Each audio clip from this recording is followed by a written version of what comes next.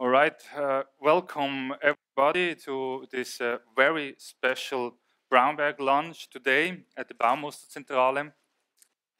This is by far the most popular event we've ever organized here. We could have filled up this place several times, so I think you already filled up the gap, and everybody's very compact. I hope everybody can see as much as possible. David Chipperfield Architects, they won the competition for the extension of the new Kunsthaus, the extension of the Kunsthaus in Zurich in 2008. The project went a very typically Swiss process, public votation of objection, and well, the votation has been in favor, the objection has been denied. So today we are in the very lucky moment that later this afternoon the laying of the groundstone of the museum will happen, and that's also the context in which this event is happening. David Chipperfield is certainly one of the most renowned architects worldwide, especially also when it comes to museum. Just to mention a few of them: the Literature Museum in Marbach, the Volkwang Museum in Essen, the St. Louis Museum of Arts, and of course many of you might know the Neue Museum in Berlin, which well, when I visited, was sort of this amazing wow moments to all those details and all those materials. I couldn't stop touching things, and for us at the Baumuster-Centrale, that's really something which is absolutely in the main focus of what we do here, is to show you materials, and we are extremely pleased that we have now here whole corpus with all the materials, or with a lot of materials that are going to be used at the extension of this Kunsthaus. So afterwards, I hope you can have a look and a touch at those materials.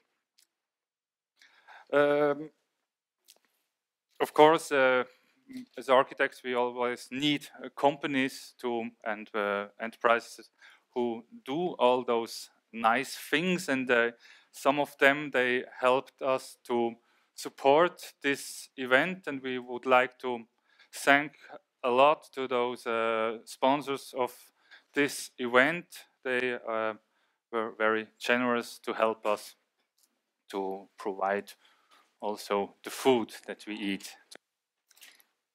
So I think I've said enough, and I would like you to give a very warm welcome to Sir David Chipperfield. Thank you.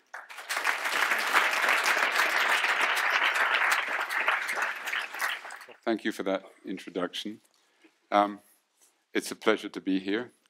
We were never sure whether this project would really begin, but of course, after a few years, we're now finally laying the groundstone. It's always a little bit intimidating for non-Swiss architects to speak in Switzerland, because I think from outside we have a great admiration of the Swiss architectural culture, not only in terms of the production, but also in terms of the educational system and your general societal, the societal quality of architecture, which I think maybe you are a bit spoilt not to realize how accepted architecture is here. I know things, we all struggle, but I would have to say from outside, it's always interesting to see what extraordinary quality of architecture comes from Switzerland, from many, not only the stars, but also younger generations. So it puts us, makes us nervous to talk to you about our efforts. In some ways, of course, so I grew up working in England. I went to the AA, and then I worked for Norman Foster and Richard Rogers. And my graduation coincided with a sort of collapse of modern architecture in Britain. And in a way, universally, this sort of nervous years where postmodernism somehow tried to establish itself, which was an unhappy period in many ways in terms of what happened in terms of production.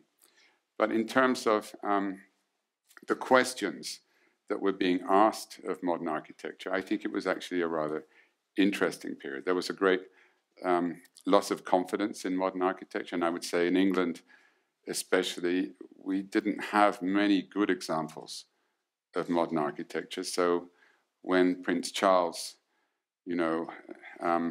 led the attack and said that modern architecture in Britain was abysmal, it was not so easy to contradict him. Modern architecture by the 80s in England had become really quite poor.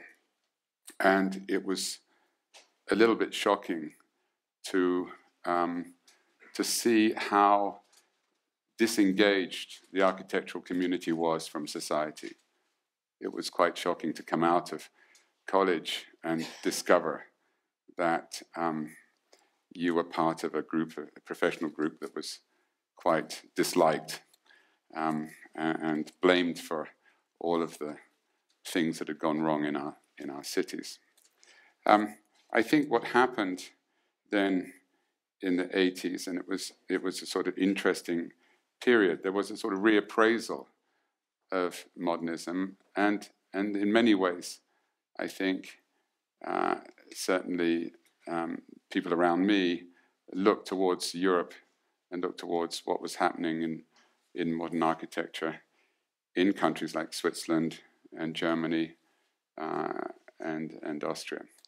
And I think looked again at seeing what qualities could be reestablished in architecture. And I would say that one of the lessons or one of the critiques of modern architecture in England was very much the poor quality, that it was badly built, that, and I raised this in this room as a discussion, in a way, a lack of interest in materials themselves. And those two things, of course, go together, because the way one builds and what one builds out of are part of the materialization of architecture. I don't think that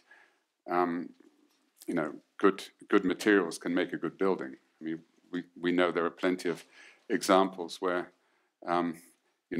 very good materials are used on bad architecture. So it's how one builds as much as anything. And I think that was something sort of sobering to grow up, in a way to graduate at a time in England where there was so much skepticism towards modern architecture. So one aspect of that was the lack of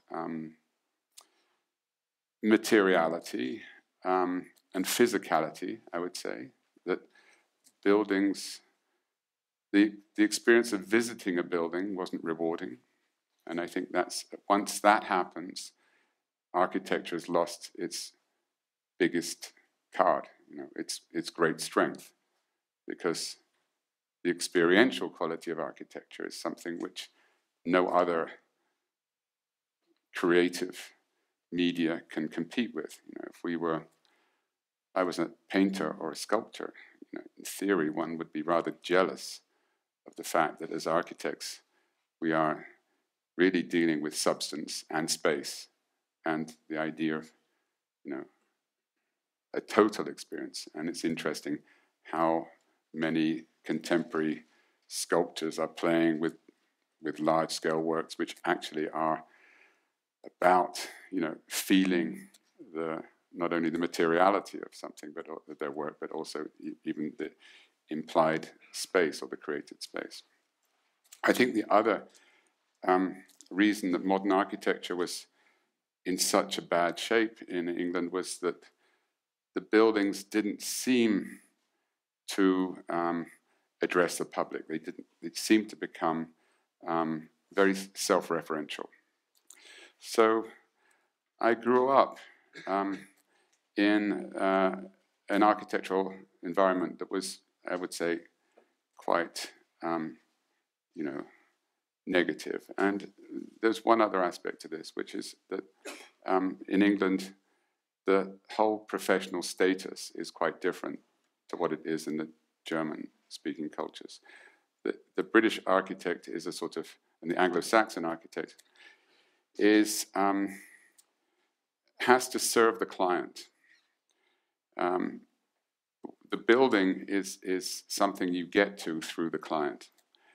So, whereas in Germany, the building, you and the client are somehow contracted to this third party, which is the building itself. That doesn't happen in the Anglo-Saxon world. Now, that means that one doesn't have the same protection, which sometimes leads to arrogance, but we miss that protection. The good thing is that I think it's forced us to really become concerned about dialogue. So when I'm asked here about wasn't this referendum process a problem for us, or in Berlin with Neues Museum, we had nearly 10 years of public debate, and everybody commiserated with us for how much dialogue we had. I must say my response in that case especially, because I think it was a very robust and interesting dialogue, I think it was very important. And I think this is something that confronts us as architects, is what is our relationship to society? How do people feel part of what we do, or how do we ensure that what we do is somehow embedded in society? And we seem to have two extreme conditions, either where the architect is somehow overprotected or where the architect is underprotected. So I'm just saying that because I think that I'm going to show a few projects in England. Sorry, the first one was a building that a museum in the north of England, a very rundown industrial city. It's in Wakefield. It's the heartland of where steel and coal production. It's a big working community, which lost its whole economy, and in the meantime has been rather neglected. And typically, there were sort of initiatives over the last 10 years or so that one thing you could do with towns that needed to be regenerated was to build a public building, a museum. This is a sort of Bilbao effect that politicians think that if you build a museum somewhere, it's going to change the fortunes. Of course, it's very difficult to do that, and it's very dangerous to do that. The advantage we had in Wakefield was that this was the birthplace of Barbara Hepworth. We had two great modern sculptors, Henry Moore and Barbara Hepworth. They were both born here. Well, Henry Moore was born 20 miles down the road in Leeds. Barbara Hepworth was born here. And the collection, part of the collection, went back to here. And again, I would say that this was an area that a town that absolutely had no interest in modern architecture whatsoever. And there was a huge resistance to this project. I mean, it wasn't a public project in conventional terms. It was a project motivated by a small group of people, and they managed to get it built. But what was, and it has been phenomenally successful. It gets nearly 500,000 visitors a year. And strangely, even in an area that hates modern architecture, it's somehow been embraced. And I think partly it is to do with the fact that it has a strong physical presence. It is a sort of monolithic concrete building. Not so unusual in Switzerland, but extremely unusual in the north of England. A similar condition existed for the Turner Museum in Margate, a really run-down community, a very small museum project, less than 20 million euro project, but again with nearly more than 300,000 visitors, which, talking about, as we're going to talk about museums, I think also shows the changing role of the museum, that the museum has now become, in cases like this and Wakefield, a sort of community center in some ways. They're doing more than just addressing a sort of knowledgeable and educated public. They're dealing with a much more general idea of public, because to get that number of visitors means that you are going out to a much wider community. And both of these projects, in a way, depend on the local residents, repeating their visits, and for tourists. But it sort of talks about the growing importance of the museum. And this is in Alaska, Anchorage, Alaska, another example where the museum is, both things. It is, in Alaska, they have the privilege of having a very good collection, Smithsonian collection of Inuit archaeological and anthropological pieces. But the project was motivated as much as anything else as a desire by the city to have a public building. It happened to be a museum, but it could have been something else. But clearly, the museum program is becoming, in general terms, used more and more as a way of communities like this representing a sort of collective. Given there are so few, especially in North America, there are so few moments where any sort of collective gesture is possible. And this is another American project. This is St. Louis, the extension of the Art Museum in St. Louis.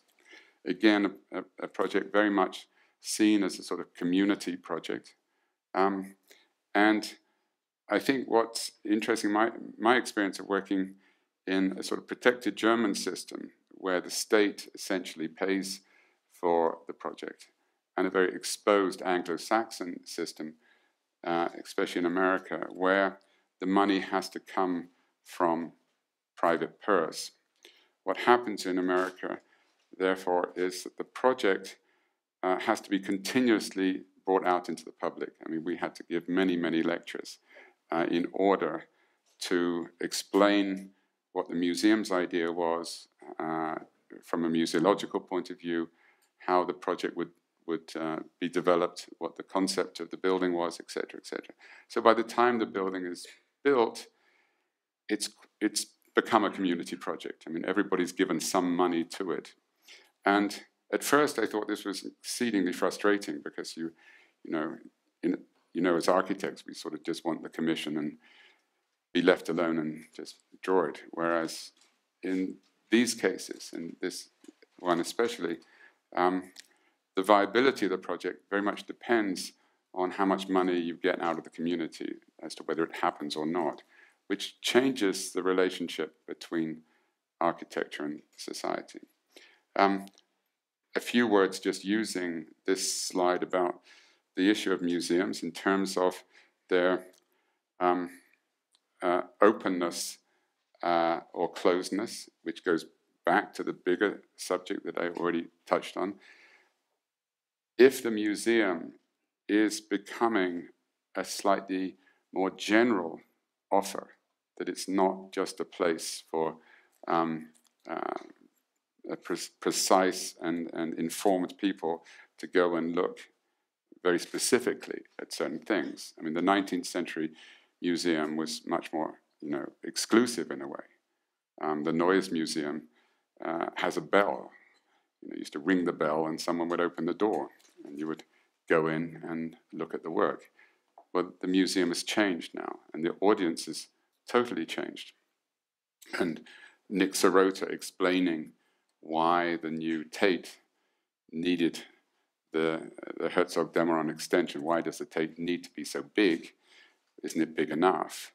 And Sirota explained very well, I think, about the fact that the Tate's become a sort of place to go. That whereas previously public would sort of target very precisely certain exhibitions they want to see, now going to the Tate is a bit like going downtown. People say, well, let's meet at the Tate, let's go there. You're bound to find something there. And so if the remit of the museum is, I hasten to use the word entertain, but it's certainly moving it's certainly having to take on that consideration, sort of the idea that museums become a more important part, of our lives, and therefore appeal to a wider group, and therefore have a wider remit, then they have to represent that in some way. So they have to somehow reward us, not just by the quality of the collection, although I would argue that that is the most important aspect. The museological issues of the collection and the curatorial program are profound. I mean, you can't make a good museum without that. No architecture can substitute or replace the content. However, architecture increasingly, and we've seen this in extreme cases like Bilbao or Libeskind building in Denver or Max Zaha's building for Maxi, where the architecture becomes a performance in itself. And clearly that's at one end. On the other hand, I think it's difficult to avoid all responsibility or all aspects of that. I mean, I think there's somehow one has to find a way of rewarding the visitor beyond just the work. And in this case, we were in the middle of a wonderful park. And of course, you are trying to find ways, as one is always trying to find ways by which you both create places of concentration and isolation to see the work. At the same time, you want to elaborate and build off of the whole idea of the visit itself, and in this case, the relationship to the park itself. So you have this issue all the time in terms of what is the right way of showing art in a sort of nearly technical manner. And a lot of that points us towards not having daylight, not having distractions like windows, having a lot of flexibility. I mean, it tends to create one set of criteria, which are very clear, and they're often championed by the curators, often very much championed by the conservators. But there's another consideration, is what is the right condition under which we enjoy visiting art?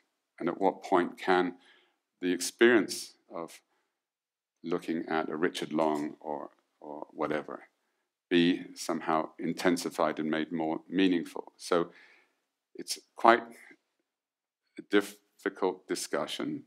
It used to, in a way, be easier because it would say the conservation of the art and the conditions of the art itself should dominate. I think now that's something that has to change. And therefore, we have in our work explored a lot. Sorry, I should say in the last image, this is top lighting as well. The whole building is top lit. The skies in Iowa are not Iowa, in Missouri, this is St. Louis, are phenomenal. They change a lot, and so it allowed us to really work a lot with daylight, which again, curators are sort of against. I mean, again, I'm saying this is a North American obsession. I think actually in Switzerland there's much more understanding of the importance of daylight. But from a curatorial and from a conservation point of view, daylight is not great, but we know that from an experiential point of view it's important. In the case of a small gallery house in Berlin, we experimented a lot with side light and the simplicity of large windows. And of course, there's a very different technical issue. If you think about this situation, the light is emanating, I mean, forget the window for a minute, because that's an exception within the general plan, and this can be closed off. In this case, there's sculpture, so the curators agreed that this room would be opened up, but you can close this window down so it becomes like a bay window. But the general condition of daylight is one that this light it falls uniformly onto the floor and onto the walls, and we bounce it onto the concrete coffer. That's a very, in a way, easy way to distribute daylight, and you can control how much light goes through there as to how much. And here, because we had sculpture, we could have quite a lot. If you go to a window, of course, the issue is quite different, because the light's coming that way, and therefore the difficulty for a room like this is that you're going to get a lot of light coming here and not a lot of light here, and this is not something, this in a way competes with the works on the wall. So if you're looking at this work, maybe this window is distracting. Also, curators will say, well, I don't really want someone looking at the dome when I want them to look at the work. So there's all sorts of discussions about, the qualities of architecture, because there's no doubt that this is a very handsome room. I say it, and immodestly, but it's a very pleasing room. But of course, part of the pleasant nature of that is the windows itself. So how do you get this condition of, in a way, simple, straightforward architectural spaces, which are, in a way, rewarding, and consistency of showing work? Same is true. This is Folkwang in Essen. And finally, this is a building we finished 18 months ago in Mexico City, the private collection. And maybe this gives me an opportunity to just talk about two other themes. First of all, well, in the context of this, I would say that this discussion in terms of materials and construction, we went to Mexico with great anxiety about what we would be able to build, what qualities we'd be able to achieve. We were told that, not to expect much, that quality is poor. However, what was very interesting is that it was a very, in a way, unsophisticated building industry, but it meant that we really worked with builders. We worked with singular craftsmen. So this is all travertine.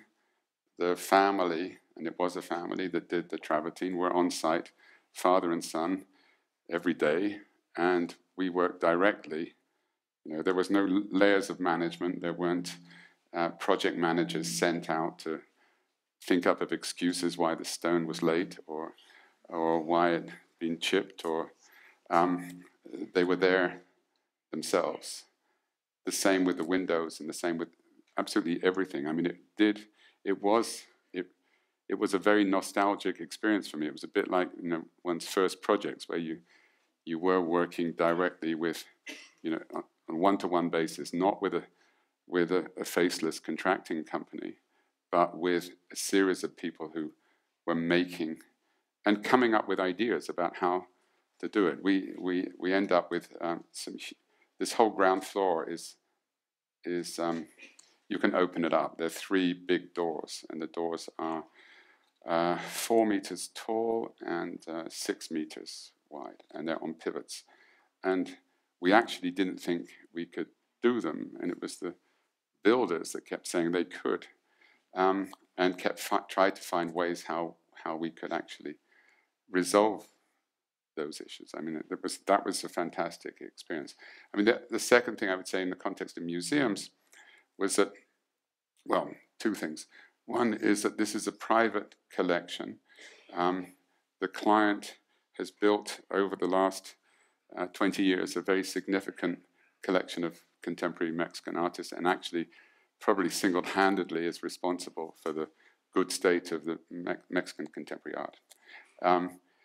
He was very self-conscious about building a private building in a very public place, and his concerns were to make it as public as possible, that it wasn't a sort of a rich man's treasure box posited in the middle of Mexico City. So we worked very hard to make the building as transparent as possible at the lower levels. The treasure box, in effect, are these 2 floors, with the top floor being a sort of loft with top light, very spectacular space. But actually the heart and the daily life of the building is generated by the lower levels, which are to do with spaces where things happen.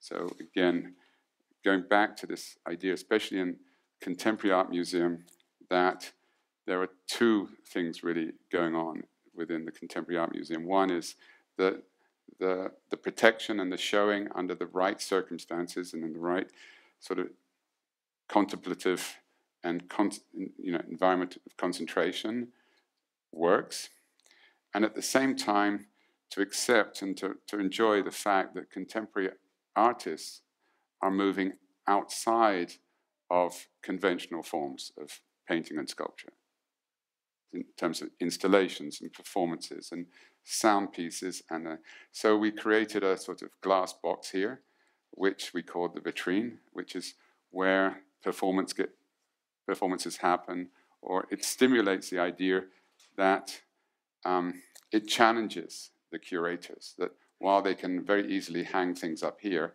they have to think about how to use these 2 rooms. And there was this was our invention totally, there was a certain anxiety about how this would work, but actually this has become one of the most successful parts of the project, because there's always something happening there, and therefore ensures the museum not only as a place of static experience, but also dynamic, which is something which is becoming more and more important in the contemporary museum. Struggling to, okay, very last image. I'm just sorry, this is a sort of summary of recent museum projects. This is Museum Island.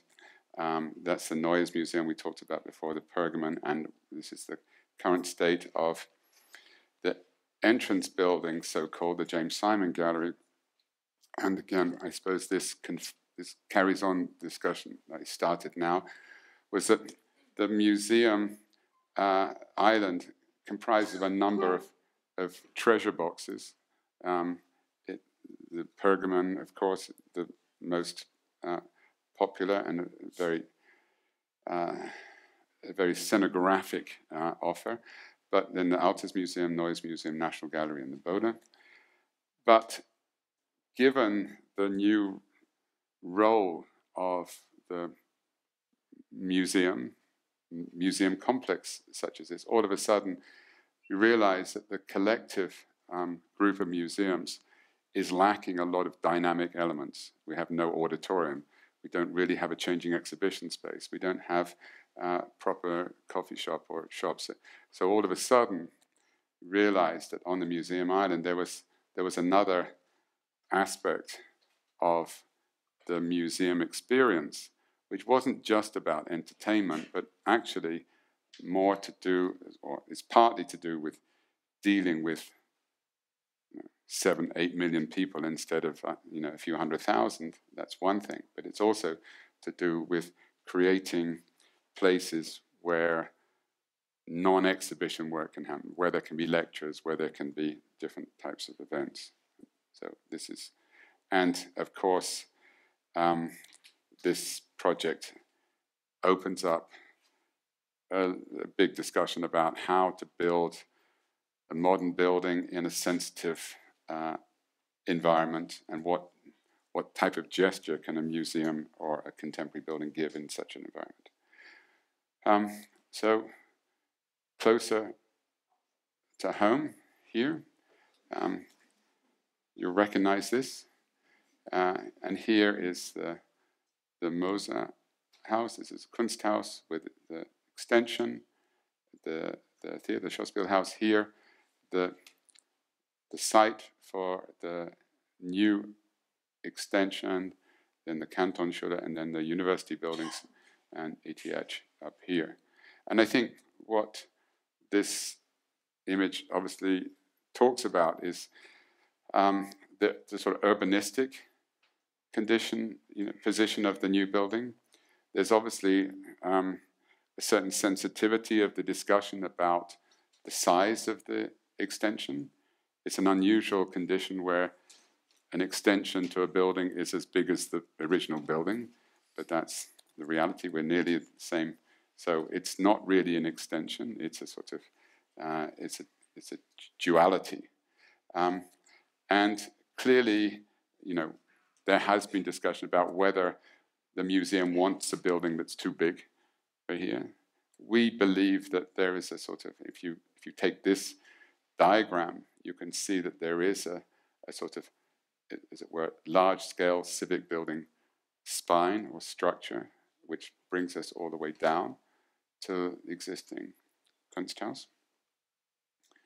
And it is part of an understood development along Remistrasse, linking this sequence of university buildings, linking the lower city with the hill, both along Remistrasse, but also through a sequence of green spaces in a more pedestrian manner. And so this, is one of the considerations of the new building. Sorry, let me go to the next image if I can. And that just, talks about the idea of the relationship between, in Zurich, the historic center, the small grain, and the institutional structures of Moser and Semper. So preempting, a discussion about, isn't this building too big? And does it fit here? Of course, that was a discussion after the competition. We worked with the clients to really understand what was required, whether there was any programmatic interpretation that could be reconsidered. But clearly, one of the reasons it's that size is because they desperately need gallery space. I mean, essentially this is a box full of galleries. The second discussion from our point of view was that you could either see this as an object, or you could see it as an urban element. And if you see it within the sequence that I've just shown you, then maybe this isn't a small building within a sort of park environment, but actually this new volume, in association with the existing Kunsthaus, creates a new square. And I think this is something that has been underestimated as part of the project, and I think we're probably a little bit guilty for not representing that in a stronger way. But I think that when you consider that, here's the main door. So from a point of view of the institution itself, we have two buildings either side of a square. So therefore, the square becomes, profoundly important in terms of these two buildings. It's not an extension which is added on to the existing building. It's an extension which can only really exist by the common public space of Heimplatz itself. So the creation of this square is profoundly important for the institution. We have a convenient underground connection. But to be honest, that's what it is. We believe that, you know, the front door of the building is really here. It's not coming in here and going underground. The convenience will be very convenient. There will be times when it's snowing outside and your coat's in here and you don't really want to go across the square to the other building. But, you know, that is the hierarchy. So it's very important that this is seen in relationship to the four other sides of this square, you know, as an urban space. And it's also important that it's seen as a sort of museum square with the two buildings facing each other. I think it's not yet so well understood how this building is not an object sitting loosely, but actually an urban volume primarily creating this space. The second consequence of this volume is that it creates a new garden between the Kantonsschule and the museum itself. So if we stop thinking for a minute of this building as an object, but think about it as a facade creating this square, and we think about it as a one-story lower facade, because the slope makes the building smaller on this side, creating this garden, and then the device of a public space linking those two. This hall you can be entered from the square, or can be entered from here. There's no ticketing, it's a free space, you can walk through. It is a public route. You get your tickets here and then you're controlled when you go up. So then we have to think about this not just as a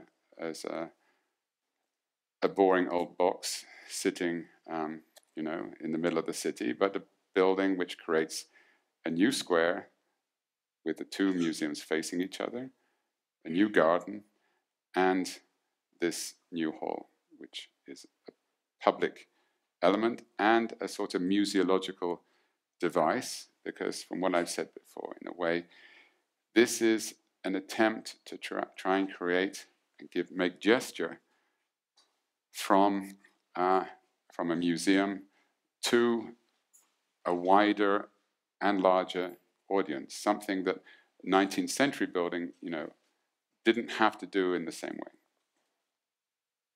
So here's looking, you know, we're looking from the site back towards the Moser building. You can see how this side of the square is already established by the Kunsthaus extension. And then, of course, when we get to the other side, by the theater. Oops, sorry. And to the higher level, at the other side of the garden, is this very handsome building. I think it's a really beautiful, Schinkelesque Kantonsschule. So, of course, we are not free of responsibility of discussing how big this is. And of course it is an object in one sense, but we think it's an embedded object where you can clearly see this is a square, you can see this is a garden, and as I explained before, the idea of this institution having a semi-public gesture running through its heart, and by doing that, it overlaps the institution and the public realm. Looking from the other side, and from here you can see the building is lower because of the shift in the topography. This is looking up Remistrasse with a garden behind, and the theater here and the Moser building here.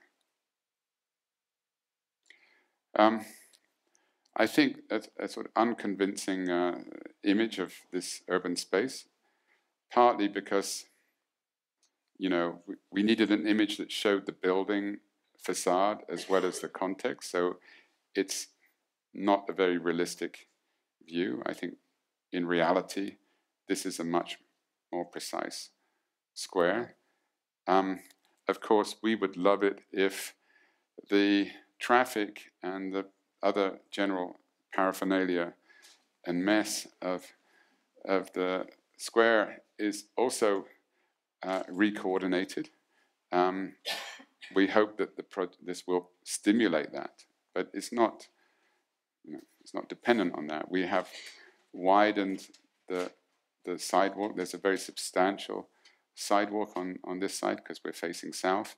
And again, answering these sort of ghost critiques that it's a closed building, etc., etc. I mean, you can start to see how many windows and how big the scale of those windows are in terms of the transparency and the way that this facade opens onto the square. And again, I would say, you know, this looks like it's floating, but don't forget there's, you know, this street stops here. So it's very much a space. I think there will be, you know, a quality of this square. And I think that's, in a way, the first thing that the building does. In terms of its balance between solidity and transparency, as I've explained before, you know, this is a museological issue on the one hand, in terms of how, to what degree do you create issues for the curators and the conservators, but on the other hand, how much indication can you get from outside looking in, what's going on, and also from inside looking out, in terms of your experience of the outside. In terms of the, as it were, the public offer, the urban offer, without going into the building, you do see really into the very, you know, as it were, down the throat of this thing. I mean, you can see all the way through to the garden, because, you know, this is the one space that doesn't have to be protected. Every gallery, every museum window has to have the potential of being closed, and we've seen so many museums that were meant to be transparent, and of course, in the end, they're not. But this is in a way, a safe window. It doesn't need to be closed. This is the entrance. This is the Binfang, because you go in, and then we rejected versions that the door was here, so we made this a sort of symbolic door, and actually the practical door is here. This is the shop, and this is the cafe, restaurant. And here's this idea of this route. So you enter, and you have this giant hall from which you can go into what the director likes to call the ballroom, but actually it's a sort of multifunction hall. The staircase which takes you up to the garden entrance, and vice versa. You can come in here and go down. Education is on this side with its own entrance, and also you can get in this way. There's the restaurant, and there's the shop. And the stairs coming from the tunnel, which is coming up here, arriving here. And just starting to show you the scale of these windows and this major central hall, and the sort of desire to find a balance between solidity and transparency, and also a desire to articulate the solid surfaces, that they're not just hung stone cladding pieces. So the ribs really, you know, are massive ribs, trying to give a sort of material texture and solidity to the building that you don't get if you just clad. So if you clad the building, even if you use thick stone, the sense of that stone is never witnessed unless you see edges. So the ribs are there to make the building more stony.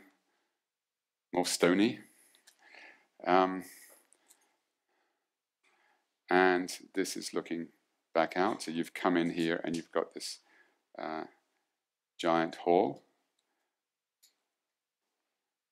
And facing the other way, slightly populist image of happy people in a happy museum.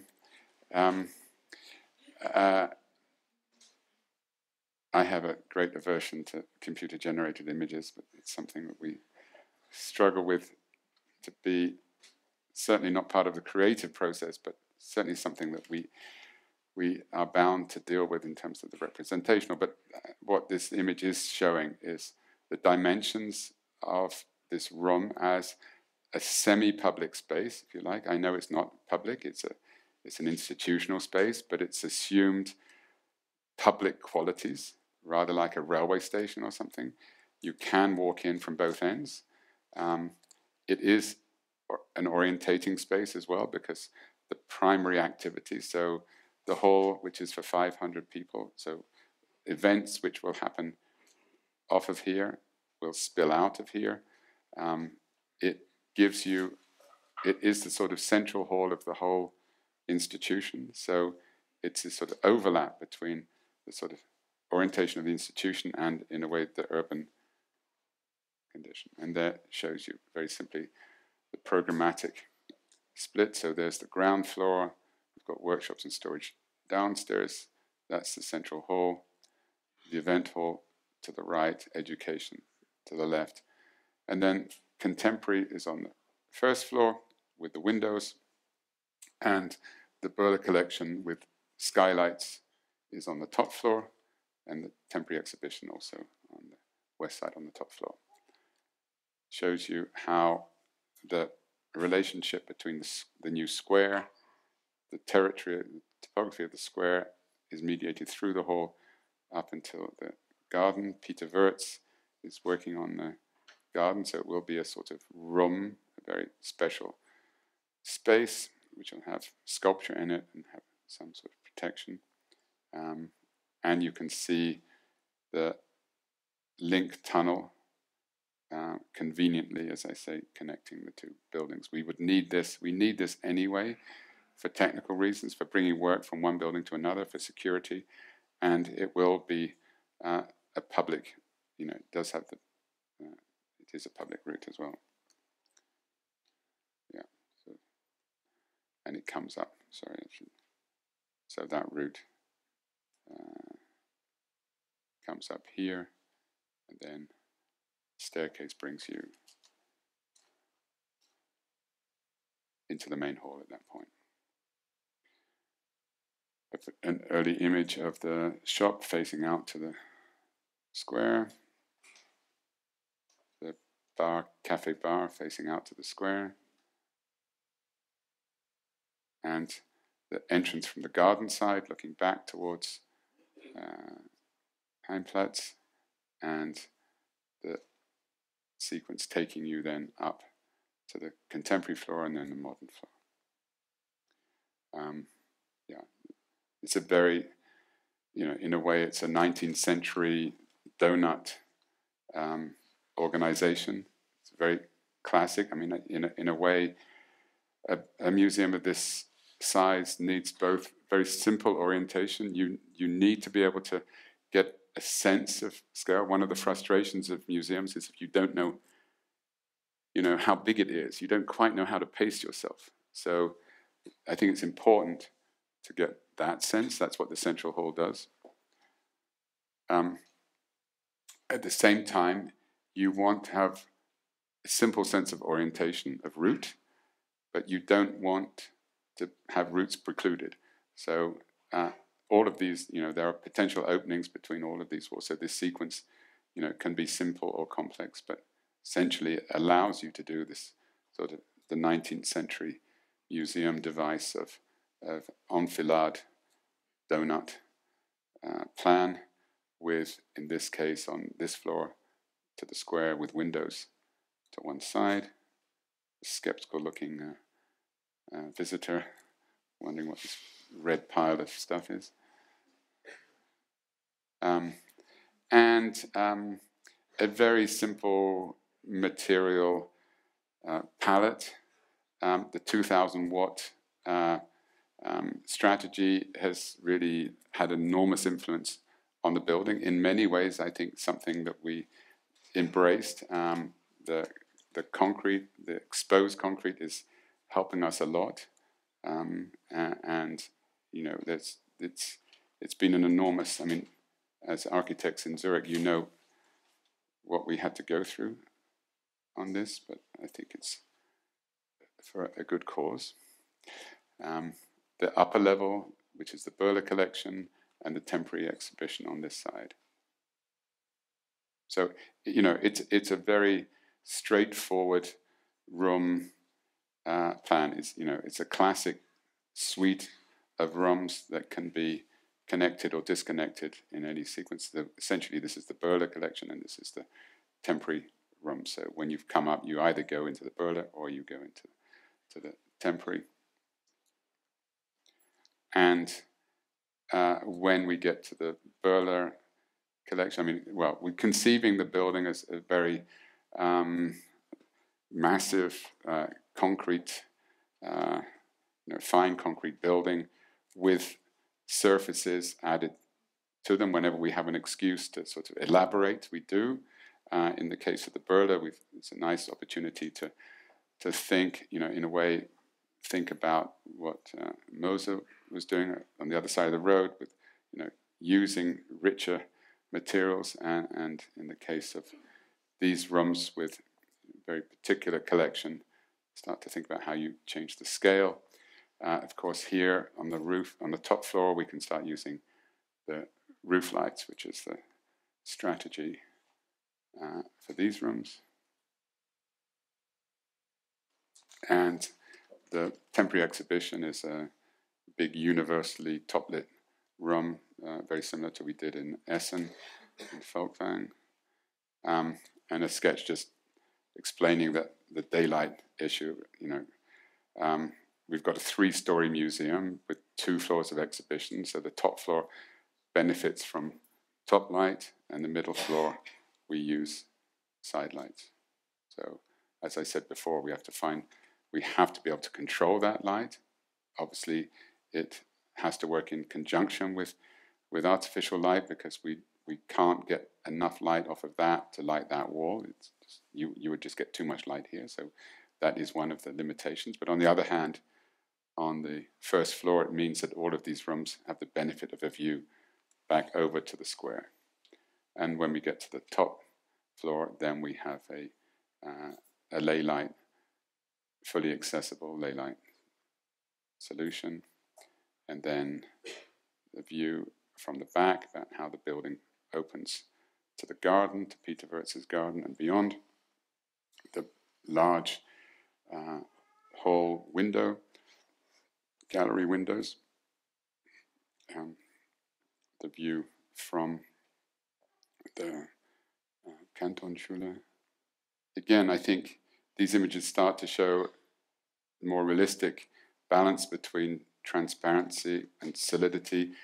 The requirement that where we do have transparency, of course, we need blinds, we need external blinds, therefore the ribs are helping us both in terms of cutting down sunlight and giving us a substantial structure which makes the integration of lighting controls much easier.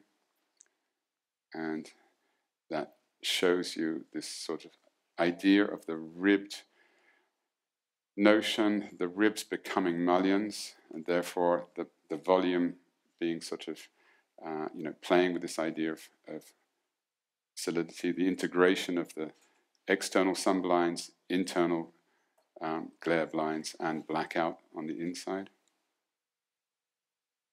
And of course, there's, we refer to a certain, architecture, stone masonry architecture of the city. A mock-up we did a few years ago now. We've benefited from delays in testing the durability of this. One thing that happened is that we did many variations of stone and also how we cut the stone. And I think this one, I don't know whether, okay, this one shows our preferred cutting. So we get this like a rope cut through the blocks, which gives another texture that runs across some of the stones. We experimented with a rectangular mullion and a round mullion. In fact, we were getting a lot of technical issues about maintaining the edges on this because the limestone's a bit soft. And in fact, the softer mullion helps us a lot. So that's the way we went. I think that's the last image. So not many materials. Thank you.